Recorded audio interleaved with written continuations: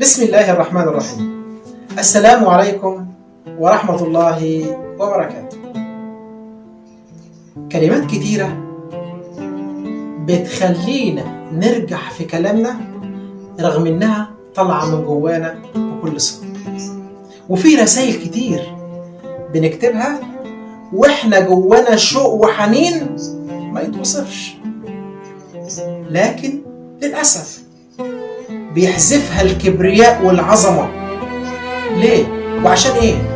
واحيانا بقى بتمر علينا لحظات بنكتفي بالسكوت والنظر بس، نتأمل في كلامنا وفي تصرفاتنا من غير كلام وحرقة القلب، علشان القلب اللي سكت ده جواه حديث أخرس عمر الحروف والكتابة ما توصفه. وفي قلوب ساكتة تحب وتحزن بس في صمت، وأصبح عندنا البكا ممارسة بس برضه في صمت، طريقة الناس بتعبر بيها عن نفسها.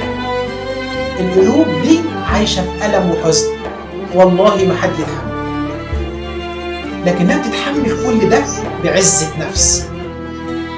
بلاش تضيعوا المعاني والأحاسيس الحلوة اللي في حياتنا، صدقوني هتتعبوا بعدين. لا تنسوا الاعجاب بالفيديو والاشتراك في القناة.